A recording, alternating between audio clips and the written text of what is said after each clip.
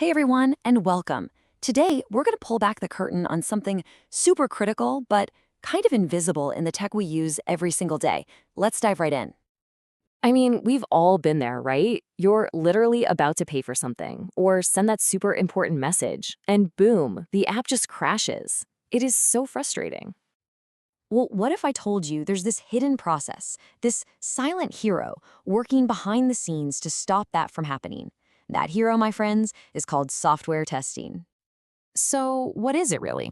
Simply put, it's the whole process of checking that a software app does what it's supposed to do. Hunting down all those annoying bugs before they ever get to you.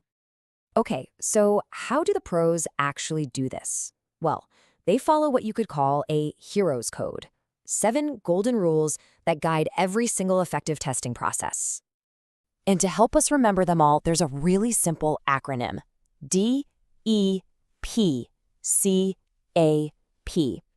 Don't worry, we're about to break down exactly what each of those letters means.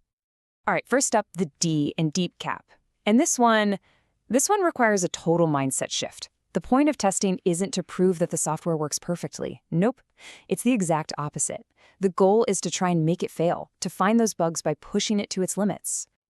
Next, we've got E for exhaustive testing. Now, you might think, well, why not just test every single possible thing? The thing is, that's completely impossible. The number of combinations is just astronomical. So the real key isn't to test everything, but to test smart. And that brings us to our next principle, early testing. Look at this. Finding a bug when you're just designing the software, super easy, super cheap to fix. But finding that same bug after it's already out in the wild on millions of phones? Whoa, that's a whole different ballgame. It's way more expensive and a massive headache to fix. Okay, now for our first P, which stands for the Pareto principle, or as it's known in testing, defect clustering. This is fascinating.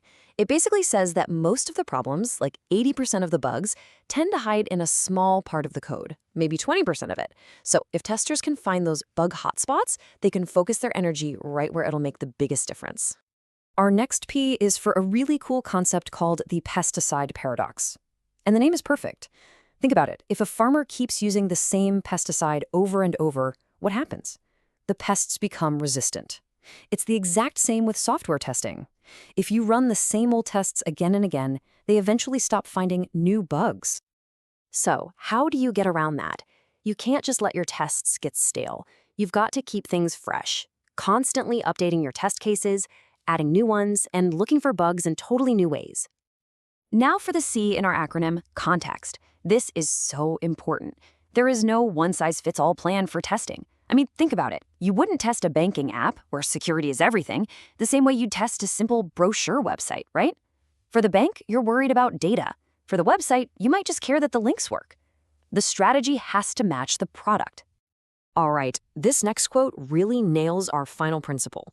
A bug-free navigation app is useless if the map is wrong. Just let that sink in. It means you can have a technically flawless piece of software that is still a total failure. And that brings us to the A in deep cap, the absence of errors fallacy. It's the idea that finding 0 bugs doesn't mean you've succeeded. Why? Because if the software doesn't do what you, the user, actually need it to do, it's useless. The real win isn't a bug-free report, it's making sure the software actually helps someone. Okay, so those are the big rules, the 7 principles. But how does this all play out in the real world? Well, it's not just one big event. It happens in levels, building up confidence piece by piece. Think of it like building a house. There are 4 main levels. First, you've got unit testing. This is like checking every single brick to make sure it's strong. Then there's integration testing. Now we're checking how the walls, made of all those bricks, fit together. Does the plumbing connect to the right pipes? Do different parts of the software talk to each other correctly? After that comes system testing. This is where we look at the whole house. Do the lights work? Does the garage door open? We're testing the entire application as one complete system. And finally, you have acceptance testing. This is the final walkthrough with the homeowner. That's you. You get to check if the house is not just built right, but if it's the house you actually wanted. So now we know the right way to do things. Let's flip it around and talk about the common mistakes, the myths that lead to really, really bad software. And what you'll notice is that these mistakes are basically just ignoring the principles we just talked about. Believing you can test absolutely everything, that's ignoring that exhaustive testing is impossible. Waiting until the very end to start testing, you're throwing the whole early testing idea out the window. Reusing the same tests forever, hello, pesticide paradox. And trying to use the same plan for every project, that completely misses the point that testing is context dependent. And of course, getting obsessed with the bug count instead of what users need, that is the classic absence of errors fallacy. See? These rules aren't just suggestions, they're what keep a project from going off the rails. Okay, let's zoom out for a second and bring this all home. When you look at all these rules and processes, what is the true meaning of all this? Why does it all matter so much? So what is the real goal of testing? Well, I can tell you what it's not. It's not just about finding every single bug out there. We already know that's impossible. The real goal is something much bigger than that. The real goal is to build confidence. Confidence for the developers that what they built is solid, but even more importantly, confidence for you, the person using it. Confidence that the app is going to work when you need it, that it's secure, that it will deliver on its promise. That is the real reason we test.